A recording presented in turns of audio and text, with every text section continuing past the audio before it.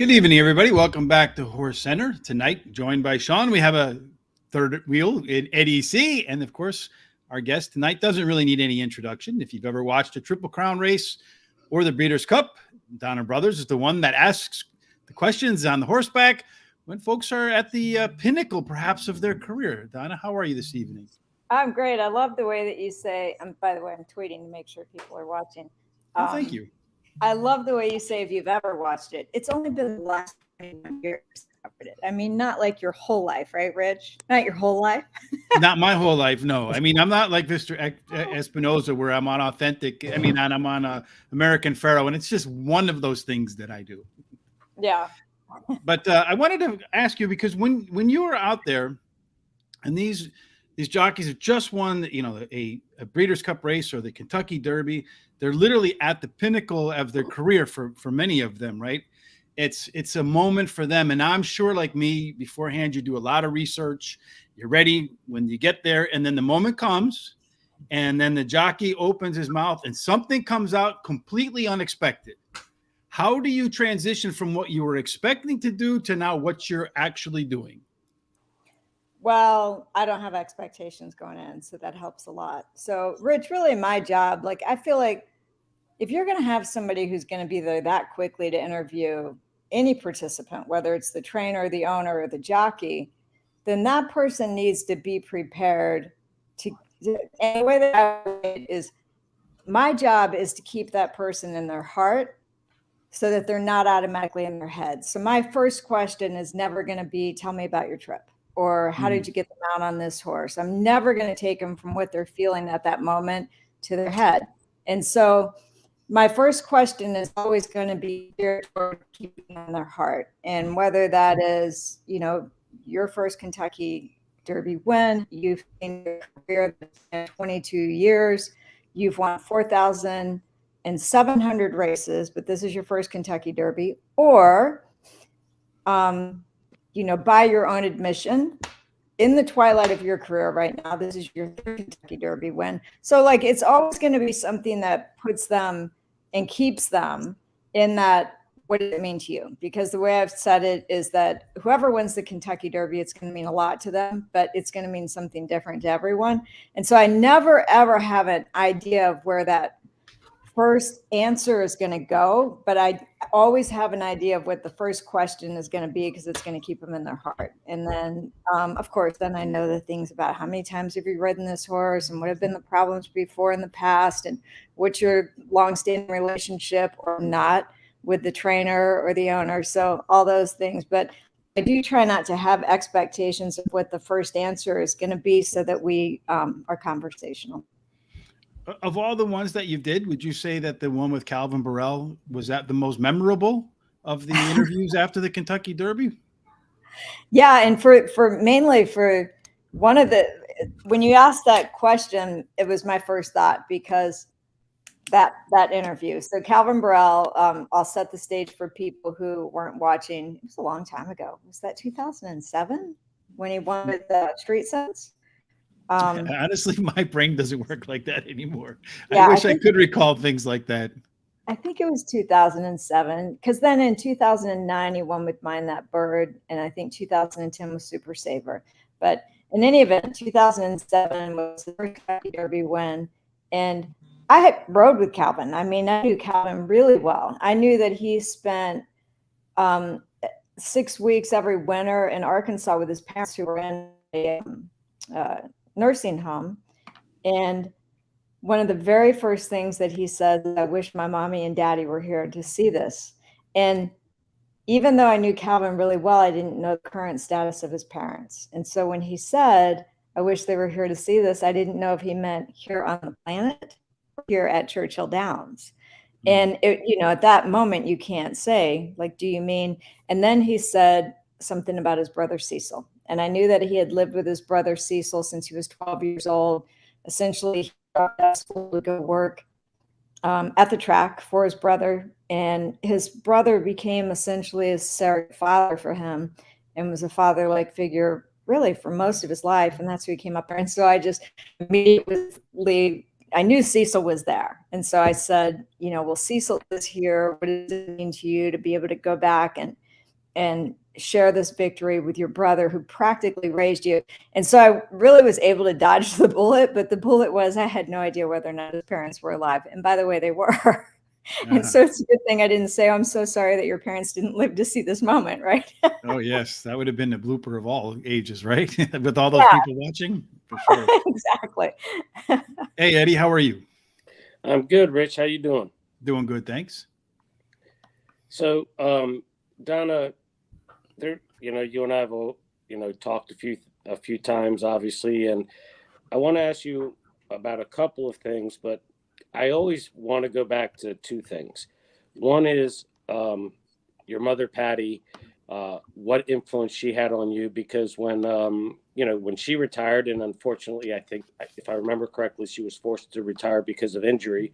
She was the leading female jock, and then when you retired, you were the leading female jock. So just kind of take us back to the influence that your mother had on you, and you can even talk about being 10, 11, 12 years old, just jumping on a horse on a bridle bareback and racing your siblings and stuff like that.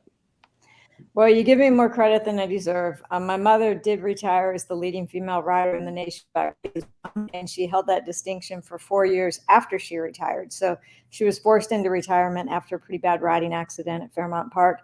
And then 4 years after she retired, Patty Cooksey passed her record. And then 5 days later, Julie Crone passed Patty's record and has held the wins record ever since. I retired as the second winningest female rider in the nation by money earned. And of course, by then Julie Crone was the leading. And I don't know if I still hold that distinction, but I was proud of that because I only rode for 11 and a half years. So when you consider that it was a pretty short career. So back to my mother's influence. If my mother were sitting here and you asked her if she always knew I would become a jockey, her answer would be, I had 3 children. One of them had no interest in horses or horse racing, and that was Donna. That was me. And so what happened, right? So I kind of accidentally graduated from high school a year early. I went to school in Pennsylvania for a few years, and when I moved to Kentucky, they were a year ahead in the curriculum. And so I got to my 11th year, and I had the credits, I had the courses, and so it just sort of happened that I was able to graduate a year early. And so I left school, and I hadn't really prepared for college yet. And so I did what I knew, and I went to the track. I actually went to work for Smiley Adams and was rubbing horses at Churchill Downs. And I thought, well, I'll just groom horses and pay my way through college. And it didn't take me long to realize that wasn't going to happen. First of all, I wouldn't have the time and I wouldn't have the money. So I was like, all right, I'm going to have to learn to gallop. And for anybody who's ever ridden a horse, just know that galloping horses is an entirely different thing. So I've ridden horses my entire life, but learning to gallop meant going to Vanberg's farm. I'm in Louisville right now. This is, we have a home here and a home in Saratoga Springs, but it meant going to Vanberg's farm and learning how to ride thoroughbreds, which was a whole different thing. And so I learned how to do that. And then, but back to Eddie, what you were talking about as a kid. So we had these ponies. We had these Shetland ponies. We lived in West Virginia for 4 years, from my age 6 till 10. And Shetland ponies there. Mom would drop us off. There were 3 kids. I had a younger brother and an older sister. And she would drop us off out of this field. And we would have 3 bridles and a can of oats. And the can of oats was how we would get the cat, because they only ever ate grass. And so they really loved, the idea of the oats. So we'd get them over there, we'd throw the bridle on them, we'd swing up on them. And then I think I told Eddie the story before where these ponies would just, to this day, my brother and sister and I can't remember or decide if we decided to race or if the ponies just decided to race. But they would take off running through the field, and we would end up in woods. And I feel like the ponies had this deal with each other that the one who could find a place where he could jump a fallen tree under a low-hanging branch in the same spot won. Because, of course, when a pony does that, you fall off the back, right? And then you'd have to make your way back up to the can of oats and shake the oats and hope the pony would want oats badly enough to come up and get them. And so and we did grow up riding, but riding thoroughbreds was totally different. And so I rode my first race when I was 21 years old. I started galloping horses when I was 17. And I rode my first race when I was 21. And it was really, in my mind, to eliminate being a jockey as a career choice, because by that age, I'd probably already watched 10,000 races. I didn't really think there was going to be anything that challenging about being a jockey. And so I rode my first race, and I thought, not only is that the most challenging thing I've ever done, it's the most exciting thing I've ever done. And suddenly I had this, just saw being a jockey and being a race rider in a whole new light. But if you think about it, like think about your own family. If you grow up in a family and everybody in your family does this one thing, you probably don't have that much respect for it, right? And so by the time I started riding in 1987, my mother had retired in 1984. My sister had retired 2 years before that. She married a jockey, and after they got pregnant with their second of 4 children, she stopped riding. And my brother had retired maybe 2 years before that because he outgrew it. And so I just really didn't think it could be that hard until I did it. And trust me, for anybody who's never ridden a race, it's way harder than it looks. So next time you're knocking the jockeys, just remember there's a lot going on out there. I've ridden a horse Rich, once. That was more than enough for me. He didn't even run fast. Can I He was just follow it up walking. with one other question real quick? Yeah, go ahead, man. I'm just saying my experience on horses. I can't imagine running like that. Yeah, Donna, I think I remember you telling me that after your first race, like when you got off the horse, the first person you saw was your brother, and that's exactly what you told him. You said not only was that one of the most difficult things, but it was the most exhilarating things that you've ever done. So yeah, he was in town, and then the next thing that he said to me was, "Go back and unsaddle your horse," because I forgot to do that part. Because he was standing there on the rail, and I was so excited to go over and share my experience with him. And he said, "Get back over there and untack your horse." So let me follow it up with one of my favorite stories I think I've ever heard from any jockey was, so I think your first one was at Birmingham Turf Club.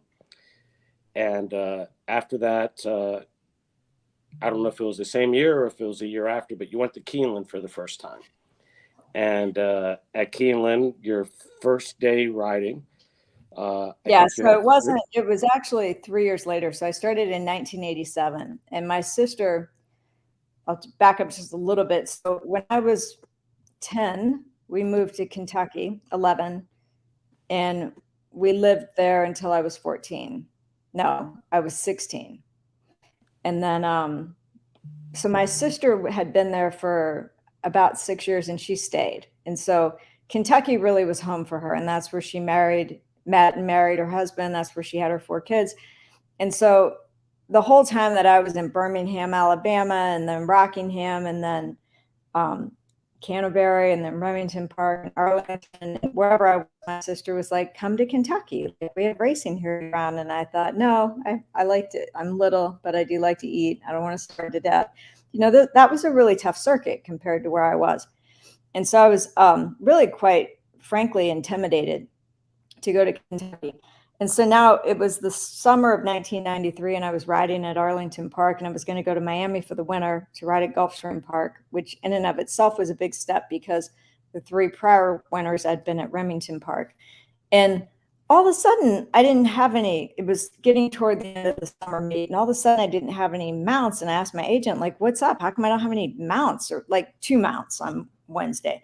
And he said, "Well, David Carroll and Carl Nasker and a bunch of our clients, Tom Proctor, went to Keeneland for the fall meet before we go to Florida."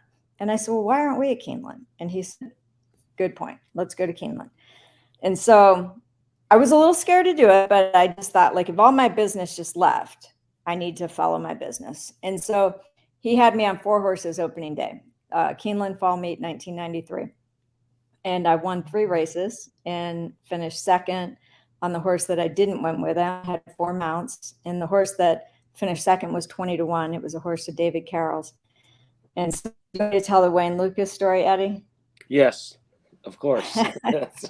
So the next morning, I said to my agent, whose name was Stoney, I need to find out what barn Wayne Lucas is in because I need to go talk to him. And he said, "Why?" And I said, "Because Wayne Lucas likes to ride the leading rider, and right now it's me, so I need to go meet him." And he said, Donna, Wayne Lucas isn't going to ride us on horses. And with all due respect to everybody in the audience, you have to understand my relationship with my agent. We had a bantering relationship with each other, and we were very close. But I said, Stoney, with all due respect, I didn't ask you for your opinion. I asked you to find out what barn Wayne Lucas is in. And so he said, got it. So we go to Wayne Lucas's barn. And when we get there, it's at the end of the morning. It's like 9:30, 10 o'clock. I mean, I've already done my work that morning. And he's standing there talking with his assistant trainer, who happened to be Todd Pletcher. And so we kind of stand off to the side and wait for, that discussion to open up enough and so they can see that we're there. And so when they were talking, he sort of opens up come on over. And so I came over, we walked over, and I said, hello, Mr. Lucas, my name is Donna Barton. I won 3 races here yesterday, which makes me the leading rider. And I know you're a guy who likes to ride the hot hand. And right now that's me. So I was pretty sure you were going to want to meet me. Now, that was a lot of false bravado. I know I sound like really confident even when I say it, but I can't tell you how many times I had to rehearse it in my head just to say it. And so anyway, when I met him, he said, well, it's very nice to meet you, and we'll see if we can do some business. And I rode 2 races for him that fall and didn't ride for him anymore until we came back in the spring. But then I did ride for him in the spring. My light went out, so I don't have good lighting anymore. So anyway, I didn't ride any races for him in the spring. I mean, in that whole winter, he went to California, and Todd took the he had there down to Gulfstream Park, and maybe I rode 1 race for him that winter, but then I started riding for him in the spring a little bit of 1994, and the relationship began. I rode a lot for him. One of the Hall of Famers. Shawn, how are you? I'm great, Donna. Nice to talk to you. So besides family and stuff, who were some of the other jockeys that were very influential in your riding career? Great question, Shawn. It really depended on where I was. And so, believe it or not, when I was in Birmingham, Alabama, there were, this is just going to sound unbelievable. It's going to sound like I'm making this up, but you can ask anybody who was there. There were 17 apprentice riders, and there were 17 female riders in Birmingham. And so it was a place where it was their inaugural meet, and a lot of people came for either a first chance or for a second. So while you had all that, we also had Brandy Romero riding there, Julio Espinoza, these old timers. John Court rode there. And then also all these young people trying to get a start. And so it was sort of every man for themselves. And then I went to Rockingham Park, and I had the same agent as Diane Nelson. Now, the year before Diane Nelson had the bug, same year that Kent DeSormo had the bug, and Kent won the Eclipse Award with 450 wins, something like that. But Diane won 250 races that year. And so she was second in the, if not for Kent, she would have been an Eclipse Award winning apprentice. But so my first, in that very first beginning, it was really Diane would help me with a lot of stuff. Okay, I have a story while we're on this Rockingham Park thing. So I don't know if you all remember Rockingham Park back in the 80s, but Rockingham Park was a place that jockeys would go who couldn't get licensed anywhere else. Now, we're not talking about people who were suspended, because that's honored everywhere. But let's just say that you got ruled off for 2 years because of using a machine or for alleged race fixing. And now the suspension is over, but a lot of racetracks won't license you because you've had this history. Rockingham would license them. All jockeys were welcome, right? Mm. And so a couple of stories about that. There was this, we had dicey weather. I got there in September, and I rode it in April. So we had dicey weather all winter long. There was this one particular day where there were rocks, ice cubes this big out on the track, made from dirt and moisture coming together. And the jockeys we were out on the track with management, and we were calling the races off. And management pulled us aside and said, look, here's the thing. If we can get one live race off, then we can run simulcast wagering for the rest of the day. And that'll help fuel the purses. Like, do you guys think that you could get one live race off? And one of the jockeys there, since he doesn't ride anymore, I can say his name, Benny Carrasco, said, I have a question. If we're not comfortable with the way our horse is handling the racetrack, are we going to be in trouble if we don't pursue all over the wire? And the steward said, absolutely not. So, of course, I had the 7-pound bug. Sharon, I can't think of her last name, also had the bug. And then Diane Nelson was also in the race. And there were 3 guys in the race. And of course, Sharon and I finished in almost a dead heat for the win. Diane was 3rd, and the guys were all way in the back because they didn't feel comfortable, but they all cashed tickets after the race.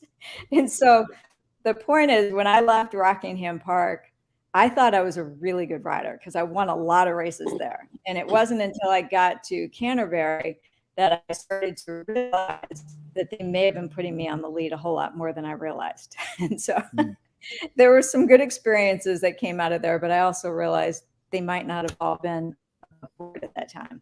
So in any event, at that track, Diane Nelson was my mentor. And then when I got to Canterbury, Mike Smith was riding there. And he had ridden with my brother when my brother had the bug at Oakland Park. And he just took me under his wing. He was a huge mentor for me for a couple of years. From there, we all went to Remington Park for their inaugural meet in 1988. And so I rode with Mike for a couple of years, and he became a very good friend and a mentor. And then when I got to Kentucky, I feel like one of the people who helped me the most was Patty Cooksey, just in the amount of wisdom that she had about horses and her innate horse sense and horsemanship. So lots of mentors along the way. That actually leads me right into my next 2 questions. So one is, what do you think of the state of the game right now? Your thoughts on that and what we can do to improve? Well, I think we have a lot of promising things to look at in the game. I mean, we're certainly always going to be able to fault it. We can fault anything if we look hard enough, but I don't know if Heis is the answer, but I do think it's a good idea to try to bring these 31 different racing jurisdictions with 31 different sets of rules under one thing. Like, I don't know about you, Shawn, Rich, Eddie, I don't know about you guys, but I honestly do not understand what the riding crop rule is in every state. So like, I'll be watching a race from Oakland Park, I'll be watching one from Gulfstream Park, I'll be watching one from Keeneland, like all on the same day. And I don't understand what the jockeys are doing with the riding crops, but then again, I have to go like, I don't even know what their rule is there right now. Right? Yeah, we've had that conversation many times with jockeys. I don't know how the jockeys keep it straight, to tell you the truth, when they're riding at different tracks. And then some tracks, it's even subjective, where they have things like rules like 2 consecutive blows. Yeah. What exactly does, when they don't define what a sequential or consecutive is that bang, bang? Is there like a 1 count, a 2 count? I mean, what's the count to make it consecutive and not consecutive? Is it an over the shoulder whip? Is it an underneath whip? And exactly. Yeah. Do you have all this time to think about that while you're out there, Donna? I was never a fan. So when I felt like the riding crop stuff was going to, I mean, we had to do something because it had gotten a little bit out of hand, and you can't lose your social license to operate. You just can't. So we needed to do something. And I want to say 4 years ago, I was a proponent for making it so that you could just not, at least 4 years ago. I mean, it was back when I worked for TVG. I remember doing a piece on this. And that's been a while. I was a proponent for just not being able to turn over the riding crop. I felt like you could do everything you needed to do with the riding crop down, and it just didn't look as draconian, and it didn't look like it was punishing the horse as much as encouraging the horse. But quite frankly, the jockeys weren't for it. They didn't want to have any changes. I mean, I met with some of them, met with the Jocks Guild, and they were like, nope, we don't want to change anything. We think it's perfect. And I'm like, okay, but you don't understand. You're about to lose your ability to have the riding crop at all. And they just didn't want to change anything. So, okay, they didn't. But they were a fan of the riding crop that Ramon Dominguez came out with, which I think a lot of you know about, has the cushion popper, which is a lot like a pool noodle. It's made out of that same sort of similar fabric. And so, I mean, it's not that they weren't a proponent for making some changes, and they didn't want to hurt horses, but they didn't believe they were hurting horses to begin with. And I believe that. They're in pain. They don't run faster because they hurt. And they don't, like, they're not like kids where they would understand, like, you're getting a whipping because you've been bad, right? And so you have to put up with this. Like, if you were hurting a horse when you were whipping them, they would slow down. If they lose a tooth in the starting gate, they don't run well.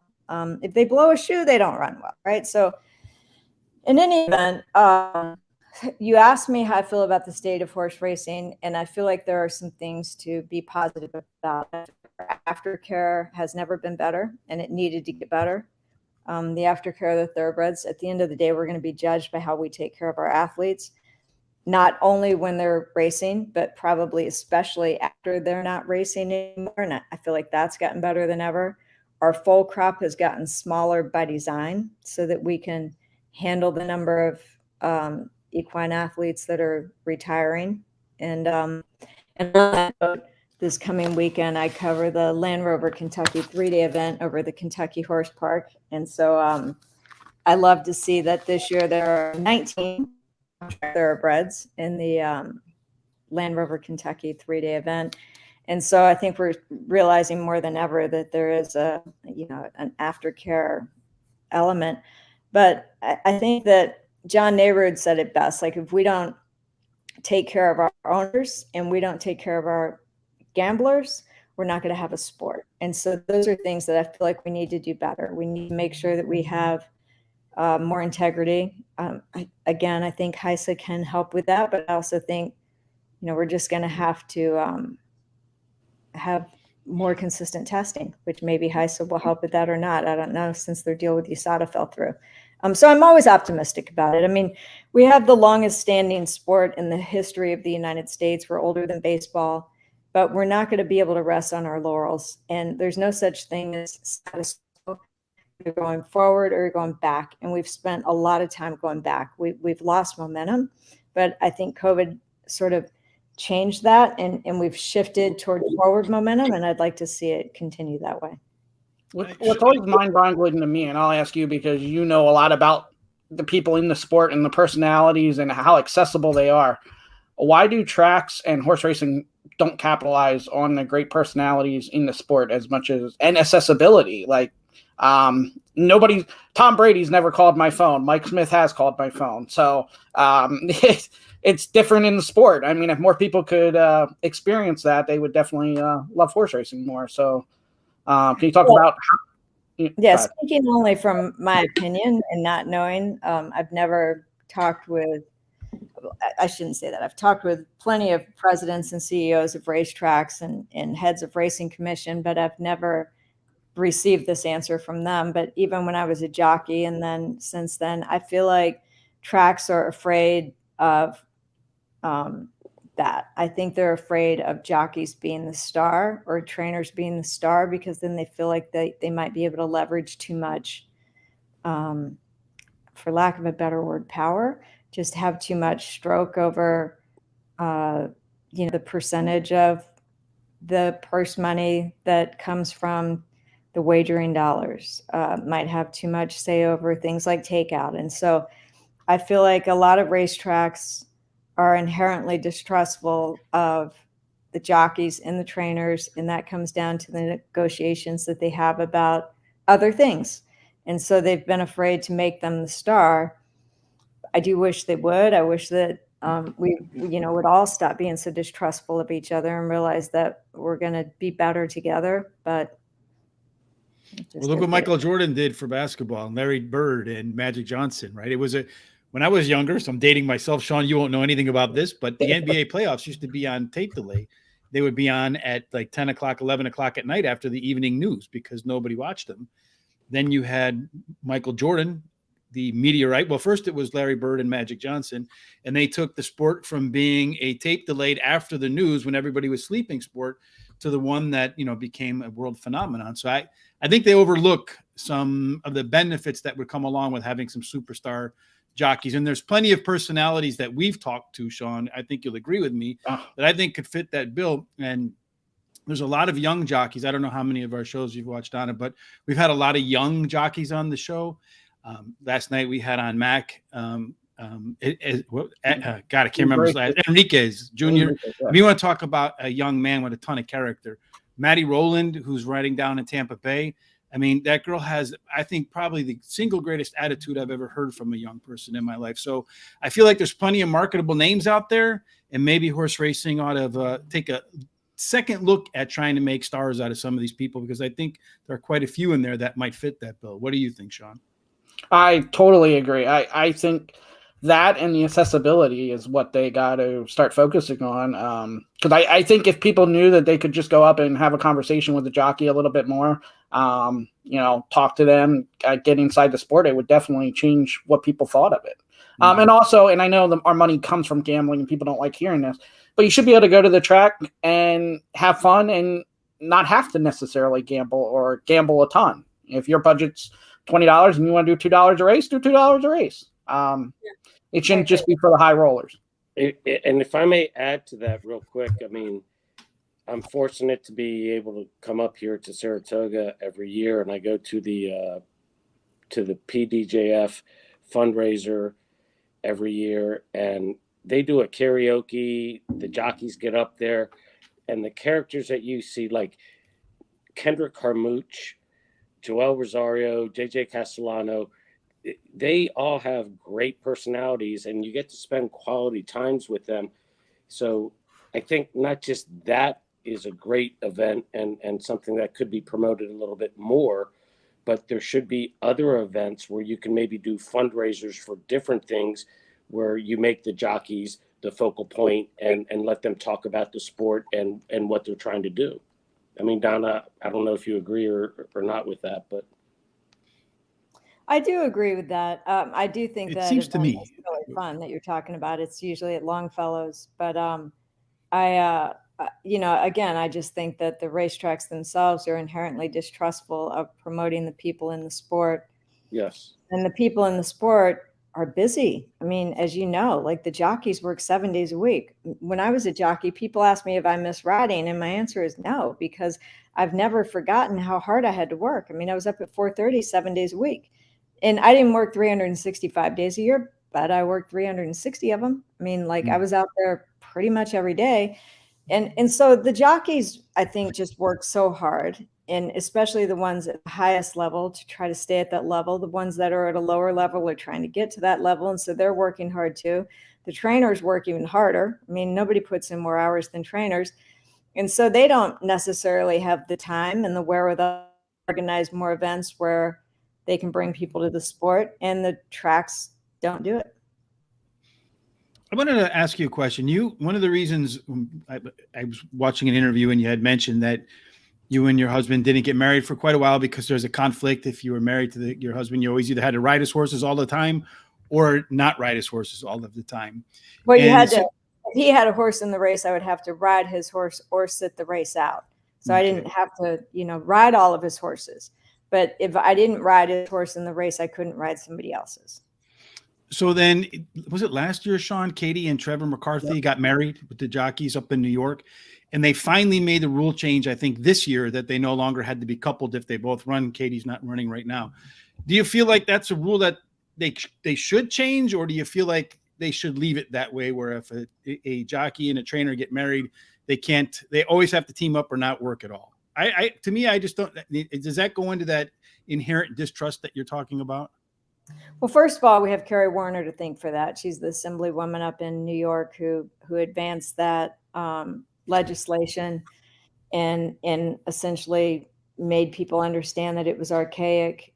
And I agree that it's archaic. The disagreement that I had with Carrie about it, and we talked about this openly, is that I don't think the rule was ever made to discriminate against women or to oppress women, which was a point that she had made early. And I think it rubbed people the wrong way. I think that probably what happened is some years ago, nobody even knows when it started, but some years ago, some trainer who maybe had 5 horses had a horse that got beat because the girl who, was married to this other trainer and had been working one of his horses, rode his horse, and then her husband's horse won, and then he went to the stewards and said, I think she held my horse. Now, I don't know what happened. I don't know how it happened. Nobody seems to know how it happened.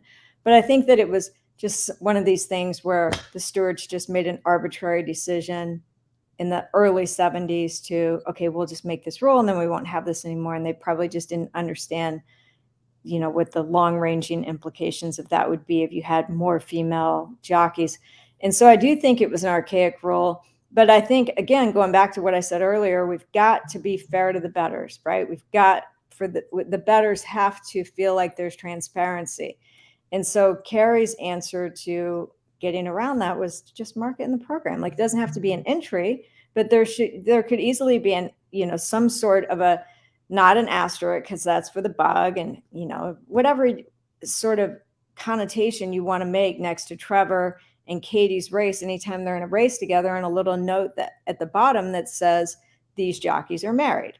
Now, in today's day and age, it could be 2 males that are married. It could be 2 females that are married, and they could be jockeys and they could be jockey trainer.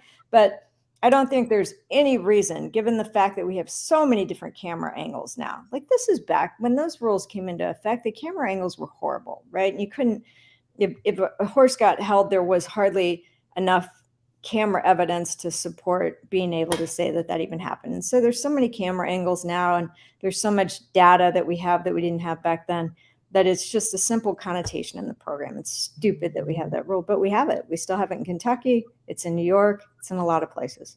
And my problem with it is that we still have brothers and cousins and everything else that ride, and there's no difference there.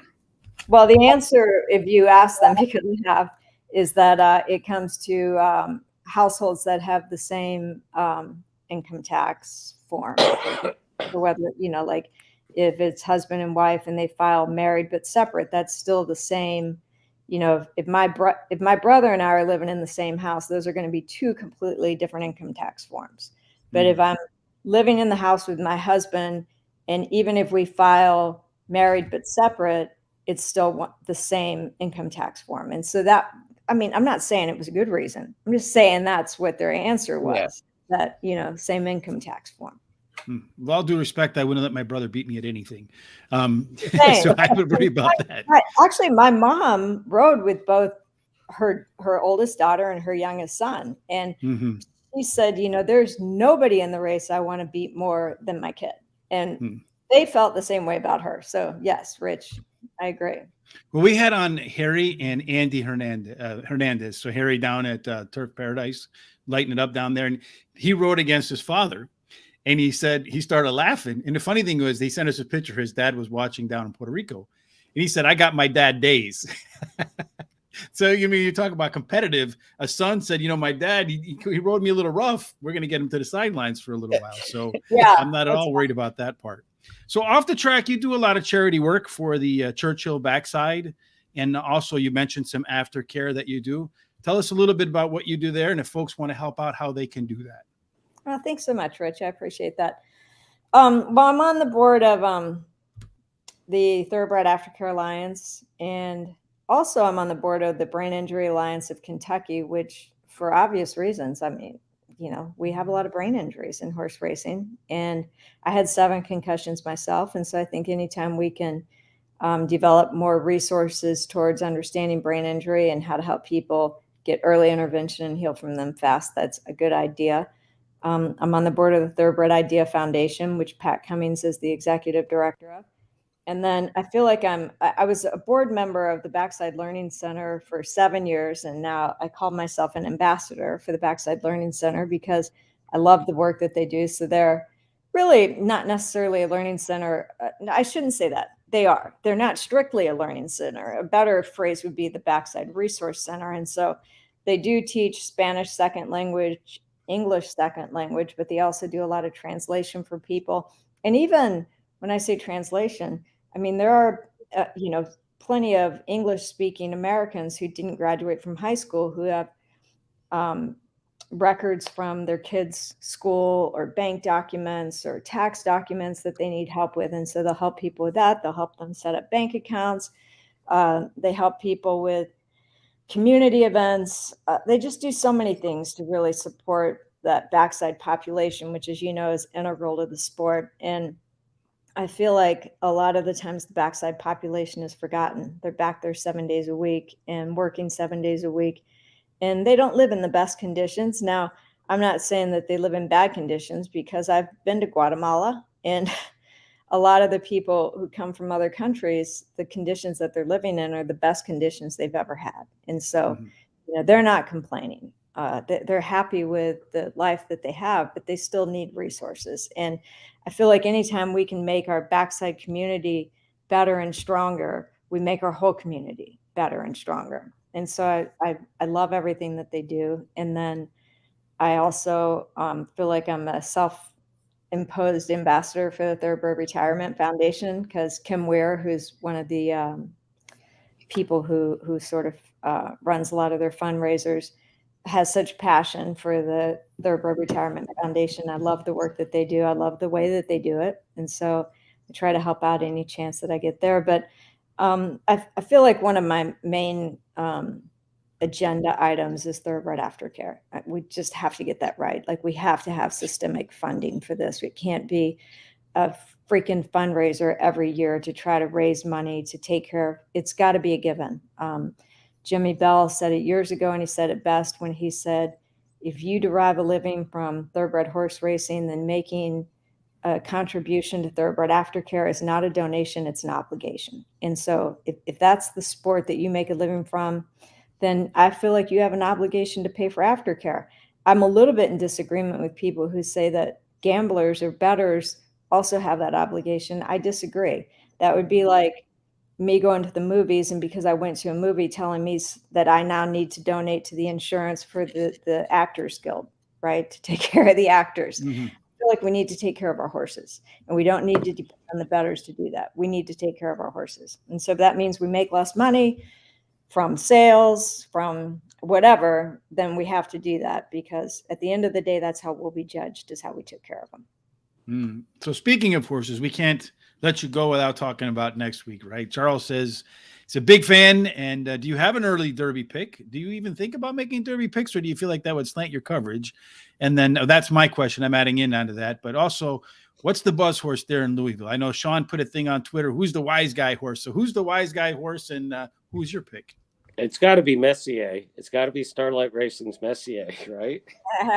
Eddie's suggesting that I'm biased. So just for people who don't know, the reason why I might be biased is because my husband is a bloodstock agent for Starlight Racing. And so he's part of the selection team that picks out the horses that are in that Starlight SF Racing. But that's a team. So he was part of the team that purchased Authentic, part of the team that purchased Messier. But I also do some work with them in client relations for Starlight Racing and Star Ladies Racing. And so, okay, so to answer the question directly, who's the buzz horse? Well, the buzz horse is not a long-priced horse. The buzz horse is Zandon. Zandon has looked amazing on the racetrack. I would say that 2 weeks ago, if you asked people who knew about the field already, who's going to be the favorite, that at least 2 out of 3, if not 3 out of 4, would say Epicenter, and then the other ones would say Zandon. And I want to say that that's taken a little bit of a shift now, where Zandon has looked so good on the racetrack. He really is quite imposing. His last work was really good. His weight is good. His energy is good. His conformation is beautiful. And it might just also be a little bit of the fact that he's just got a bigger, more beautiful presence, and people are getting bored with all of Epicenter's credentials, right? But Epicenter still has all these damn credentials. So good luck. Right? Good luck beating him. And, Zandon's got to make a trip for himself. I mean, he's had 4 races, 4 different racetracks, 4 different jockeys. Seems to come from off the pace more and more and more and more. And I'm not sure that's going to be the best running style for the Derby, but he is the buzz horse right now, not a long shot. But Eddie definitely touches on the other buzz horse that's going to be a price. And I'd say about maybe 8-1. Eddie, what do you think on Messier? You might get 10-1 on Messier, I think. Yeah, I think it all depends on Mattress Mac and how much he puts on Epicenter, right? Yeah. He's Smile Happy. He said he's going to put it all on the favorite because his deal, he's already got his money on Smile Happy. His deal with his customers is if the favorite wins, then you get your mattress up to your $3,000 mattress for free. So he said he's going to put, I think, up to $2 million, $3 million on whoever the favorite is. year. Yeah. And they put in like $500,000 increments, so that doesn't jack the odds up. But one of the side benefits is you might get some overlays on other horses as a result, like Messier. So maybe you will get 10-1. Yeah. Well, I mean, if you look at Messier's numbers, I looked at it from Brisnet, DRF Buyer, Thurgraph. I mean, he's run 2 back-to-back ones on the Thurgraph. He's got Brisnet numbers and DRF numbers. I think his best Buyer was a 103. I mean, certainly his numbers supported. And if you give him the excuse of maybe needing that last race off the layoff and running into a freak, and then you have to convince yourself that the freak's not going to freak back again, Taba, in the Kentucky Derby, which I take the position that he's not. I mean, history certainly doesn't support him running 3 races like that in a row. I think, you know, a lot of times in horse racing, we all want to believe that, like, we've seen the next coming, but it's rarely true.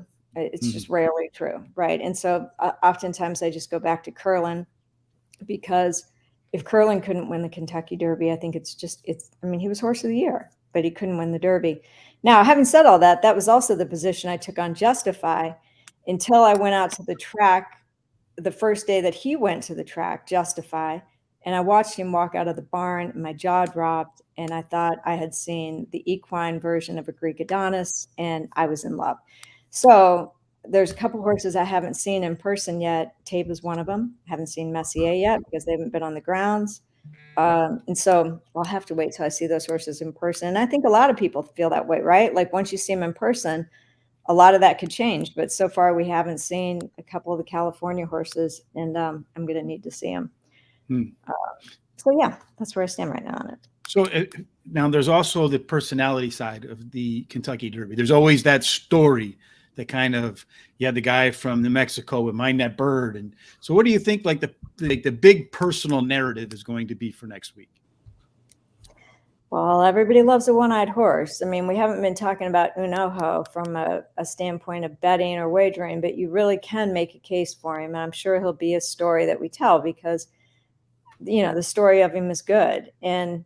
And especially because he really is an underdog. I mean, when you look at his last race and he got pinched back, and the poor little guy couldn't even tell that the rail was there. And then he runs into the rail and it scrapes up his shoulder, and he's got to get, you know, stitches, or the equine version of stitches. And so, you know, we're looking to see him bounce back.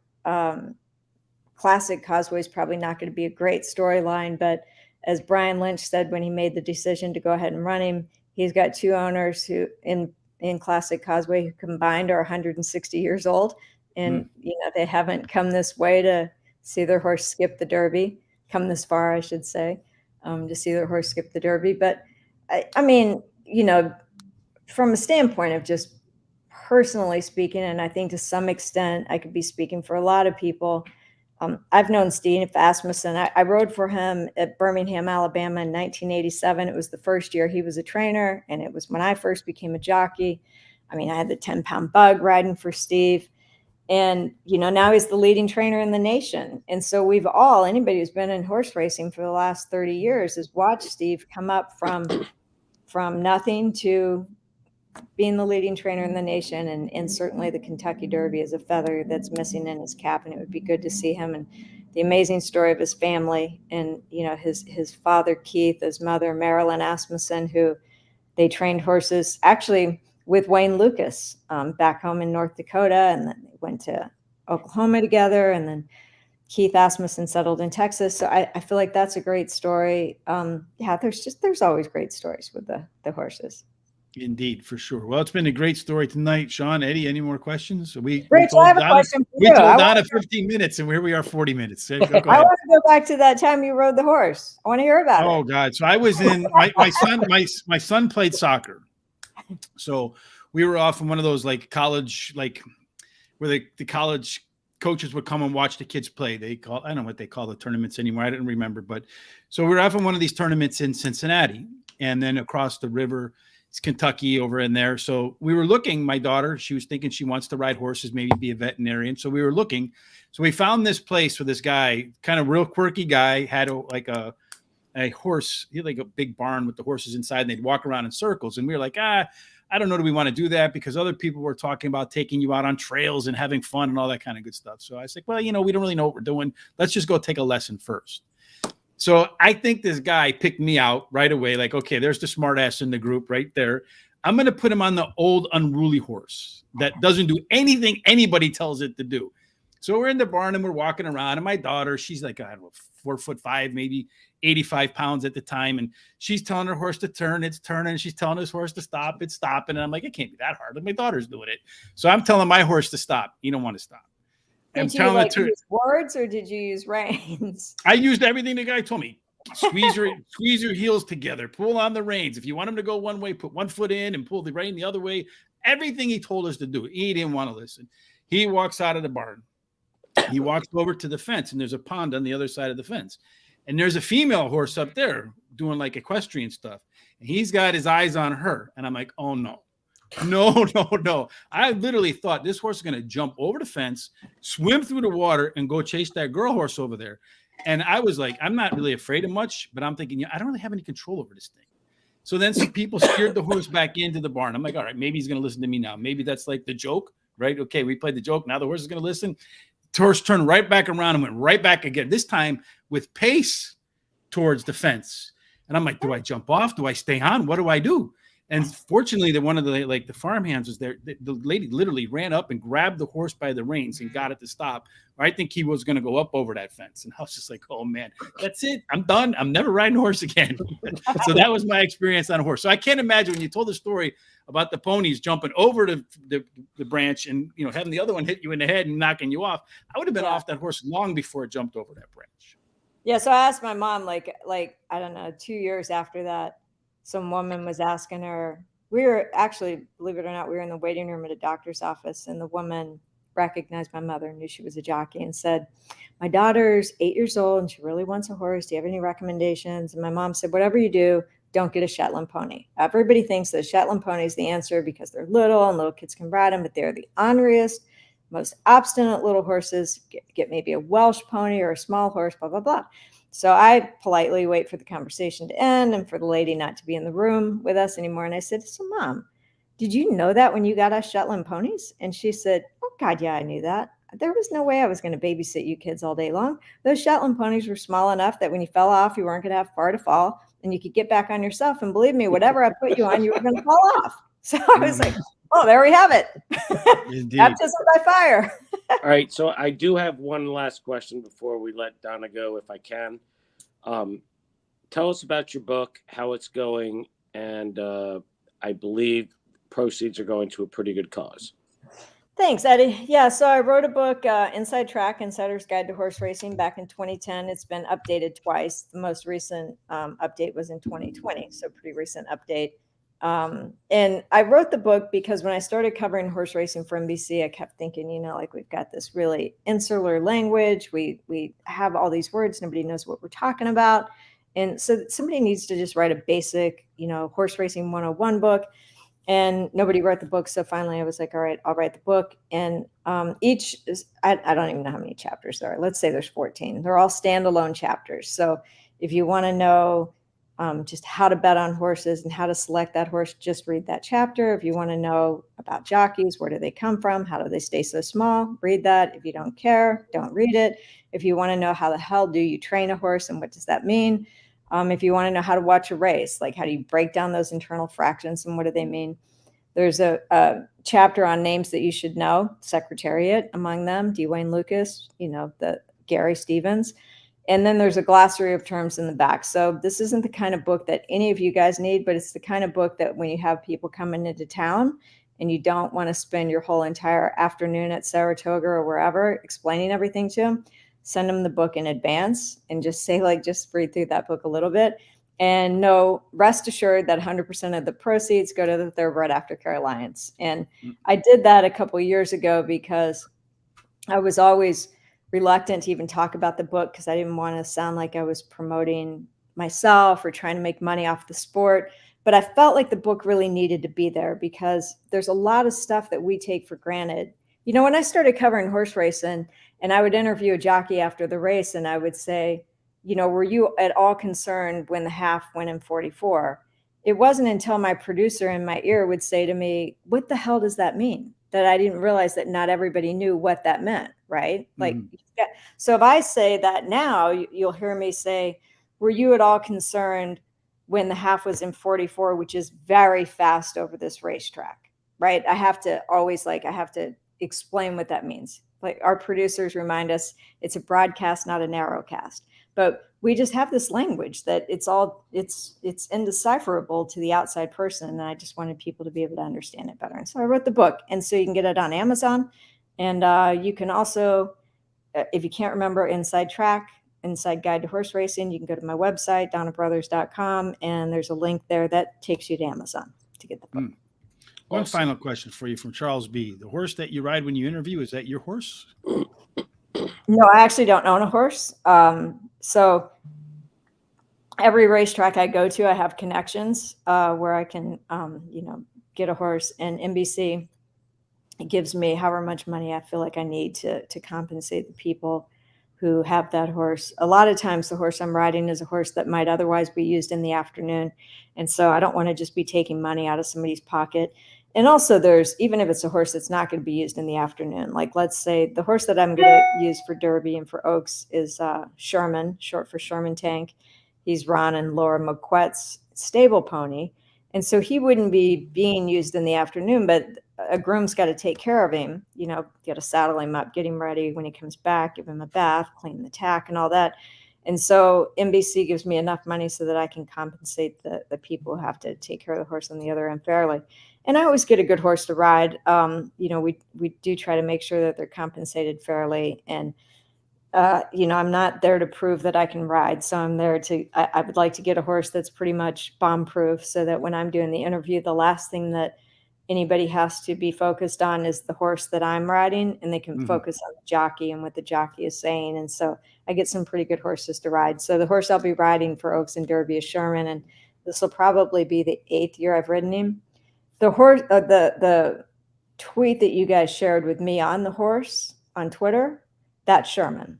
So if anybody wants to see Sherman in advance, they can just go to your Twitter feed and see him there. He's pretty awesome. Sherman. If I were in your spot, I know I would be like having nightmares that the horse would like the horses would be like, what was the horse that tried to bite the other horse? I had nightmares that they would start fighting and I would fall off in the middle of asking a question. Yeah, that's what I remember. Now I remember. Thank you. I don't know if you all remember, and you can Google this on YouTube. Donna Brothers and Al Roker, Today Show. And I already fell off on national TV on the Today Show with Al Roker. And so I want to say I'd been working for NBC at that point for about 4 or 5 years. And I mean, it happened. It was actually Bob Baffert's stable pony. And I won't go into the long excuse of how and why, but I will say in my defense that I had just picked my hands up off the reins to show how a jockey pulls down their goggles before they go on the gate. And as soon as I picked up my hands, Al's horse bumped into my horse, and my horse spooked and just jumped out from underneath me. But in any event, afterwards I thought, okay, so my greatest fear has always been that I would fall off on TV, and now I've done that, and the world didn't stop. I didn't get fired. It is what it is. So no more fear. Beautiful. Done. All right. Well, we do appreciate your time again, Shawn. We're always going longer than we thought because the guests are always so entertaining and the information so fun to hear. We appreciate your time, Donna. Good luck, and tell Eddie O from we're going to miss him next week. He was supposed to be our guest, but he's got to do some NHL hockey. Well, Eddie O's a busy guy this time of year. I'll tell him that you guys missed him. I'm sure he'll join you another time. Absolutely. Thank you, and have a wonderful Eddie evening. C, good to see you. Shawn, Rich, my pleasure. Thanks, Donna. Donna, say hi to Jack and Lori for me as well. All right, will do. Have a good evening. Thank you. Thanks. Bye-bye. Thanks. That's always a lot of fun. Now you get the big head, Eddie. That's what the best Rich, gets. Rich, I don't know if you read the article that I sent to Shawn, but it's with Donna. You could talk to her for 3-4 hours, and like I wrote in the article, it's like we hadn't met at that time, and I felt like I was talking to an old friend. I read the article. Shawn said it to me. Huh? She's such a great lady, and I hope I didn't detract from you guys. I hope I did okay for you guys. Oh no, you didn't detract at all, Eddie. If you were to detract, you wouldn't be here. No, I appreciate That's how that. I roll, baby. I'm one of them hard pressed, what are, those like kind of leaders around here. Isn't that right, Shawn? Absolutely. Yes, I am, man. But hard driver. Well, we were going to cover some news. I feel like we've been here for an hour. People probably the news at this point is not as useful as well. We'll talk about it another day. Eddie, we appreciate you coming. Tomorrow, I tell you, today I'm having one of those days. I'm sure every horse player has been there. I have 4 bets today. I could have won, lost them on the head bob, and then I did a contest today at Charlestown. Man, I hate getting old. The 5 horses acting up in the first race before at the gate. And I said, "Ooh, I better change it real quick, right? I'm going to be slick. I'm going to change away from that 5. I'm going to put my second pick in instead, the 6 horse."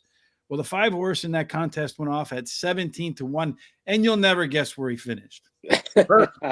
First. And when you're in one of those contests, and you have a 17-1 win, you're pretty much locked in the rest of the way to be guaranteed to be near the top. Those are the ones you got to text me and say, "Hey, I just changed my pick. This 5's going in the winner's circle." And what, Shawn, I didn't even have any time, to be honest with you, because they were in the gate, and you get to make 2 picks in these contests. I just clicked the first pick, and by the time I clicked the first pick, I went to go click the second one. They said the contest was closed.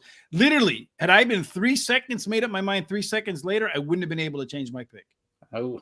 Yes, so that's never cancel a ticket. You're right about that. And the funny thing is, Brennan, every single time, I don't understand how this works. This has got to be some kind of like master marionette up in the universe of horse racing. Like, there's the idiot that's changing his picks, right? I mean, why is it every time you change your picks? But whatever you change from does well, and whatever you change to does horribly. Why it's is like that? It's like going to the tote machine if you're at the track and you make a bet and it punches out, you punched in the wrong ticket. Don't cancel it. Keep it. Because if you cancel it, it's sure to win. Every single. Why is that though? You just from a math standpoint, you would think it's just karma. Yeah. So you think if you made it from a math standpoint, if you make a decision, it's a 50-50 decision. It's either going to work, it's going to not work. You would think that 50% of the time it worked to your favor, 50% of your time it would work against you. I'm telling you right now, I am undefeated in working against me, and I'm doing this for 40 years, man. Hey, right? did you find it interesting that she did not mention Epicenter? No, I don't find it. To be honest with you, when I look back at these races, I think last year was the first time a non-100 point winner in terms of like horses that since they've gone to the Kentucky Derby qualifying system, I don't know, like 14, 15 years ago, however long ago that was. Medina Spirit, I think, was the first one to win without 100 points, qualifying points. We know what's happened since then. And most of your winners, I've done a lot of research on this, but most of your winners come out of Santa Anita, the Santa Anita Derby, or they come out of the Florida Derby, but they come from California, they come from Florida. So Epicenter was running at the fairgrounds. A lot of those fairground horses, I mean, Hot Rod Charlie was close last year, but a lot of those fairgrounds horses don't fare that well for whatever reason in the Kentucky Derby. The Louisiana horses are the same thing. I mean, the Wood Memorial, the New York horses up in there, those horses are the same. That don't tend to do very well in the Derby. So I'm going to be fishing in that same pool, horses that have 100 qualifying points and probably come out of either the Santa Anita Derby or the Florida Derby, maybe the Arkansas Derby, and I'll see which one of those horses I feel like has the best shot of winning.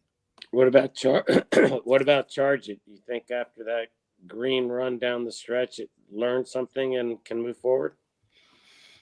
I haven't gotten to all the horses yet. Is it my day, like almost like a trainer's day? You can ask Shawn, or you can ask Terry too. Like, I'm up early in the morning. Shawn's up. I'm up probably, and he's on the East Coast. I'm probably up a half an hour after he gets up. And then Terry's out on the West Coast. Terry's emailing me at 1:00 in the morning, 1:30 my time, and I'm telling him go to bed. So my day is really kind of busy trying to between the handicapping and doing all this stuff. I haven't had time to get to it, so it's like those things I got to block everything, and the Kentucky Derby block is just about ready to get started. How about you, Shawn? Yeah, and Messier seems to be a popular one, but I have a hard time playing Messier after what happened in that last race. If you think about it, though, Rock Your World did the same thing to Medina Spirit. That's true. Right. That's so, true. And then Medina Spirit came. I mean, maybe the extra knee rubbing helped. I don't know, but the I mean, so I can see Messier bouncing back. And it's funny too. I didn't ask exactly the wise guy, which is the wise guy horse. But as I went horse by horse, Charge It is the name. And I know we had a comment here too. And now Eddie brought Charge It is the name that just keeps coming up. Another one not really on my radar, but I mean, people keep bringing Charge It up. So I haven't made my pick for the win, but I really like that horse. Maybe more so for Jim Dandy or maybe Travers down the road because he's so young and green. But man, if he improves off the Florida Derby, I mean, he's got a huge shot. I have to say, if I had to say who do I want to win, I would say I would want Barbara Rowe to win because we had John Ortiz on, and I think he's the only person that we've talked to that actually has a horse in the Kentucky Derby this year, right? As far as a trainer. Mm-hmm. Yeah. Well, I mean, all the jockeys do, right? I mean, Jose would be great if Jose won on simplification. It would be great if any of the jockeys that we've talked to won. But I mean, as far as a trainer standpoint, I really like the way John Ortiz is doing things. And she talked about people on the backside. And, John said, you know what, screw it. Most of the people were day workers and you kind of were competing for people. We've just decided to bring people in house and pay them so they can have some level of, let's say expectation, but some level of God, I hate getting old, but they have some level of security in their life. Right, Shawn? Thank you. Balance. So they kind of know how much is coming in, they get bonuses and all that kind of good stuff. So I kind of hope that he wins so other people can see that model, and then maybe they'll follow that model as well. And I 100% agree. And I want to use Barbara Road somewhere in there. I know it's up against him so I don't know if I'm being partial for the same reasons or what, but I definitely am rooting for Barbara Road as just a fan perspective. Oh, I think Barbara Road I think you have to use him because he's going to hit the board. It's whether or not he wins, but he's going to hit the board, in my opinion. Yeah, he's going to be that horse that at the end, whoever's announcing the race is going to be screaming about getting involved into the race because the horse does like to get involved late, right? Yeah. And so I mean, if this horse was like 50-1, that'd be great. Maybe you can do like Giacomo. We can all be like Ken Rudolph. We'll become famous. Yeah. What about Crown Prince? What about the Japanese horse? Well, we'll get more about that next week because we have the jockey on, right, Shawn? That's right. Next Wednesday, Christophe Lemire will be on here. So Rich, that was my lead-in. He gets into town. Well, I actually got it. He gets into town Monday. I will give him a call Tuesday, and we'll get things squared away, and he will be on the show Wednesday. So we have a good show lined up. We have a lot of good stuff lined up next week. Unfortunately, Eddie O did cancel on us because them damn folks at NBC don't realize that this is more important. Nobody's watching the NHL playoffs. More people are watching this. Come on. Definitely should be. Absolutely. And Monday we do have John Ortiz on. So if you missed the last time when he was on, definitely watch it this time. Definitely easy to root for. So if you watch the interview, you'll be rooting for Barbara Road as well, whether it crashes your ticket or not. But I feel like the value horse still has to beat White Abario, right? He's not the favorite. A lot of people think he's going to go off in double digits. And what has the horse done wrong? Right. Nothing.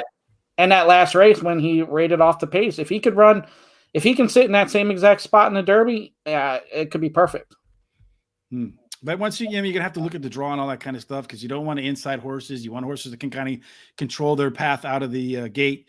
You do have to have a horse that has a little bit of giddy up because when we talked to Mike Smith said that first 100 yards or so is like, or 300 yards or however long he told us, is like a quarter horse race. Everybody's jockeying, as Donna said, to get into position because that early position, he said, at the Kentucky Derby, it can't win you the race, he said, but it can absolutely 100% lose you the race.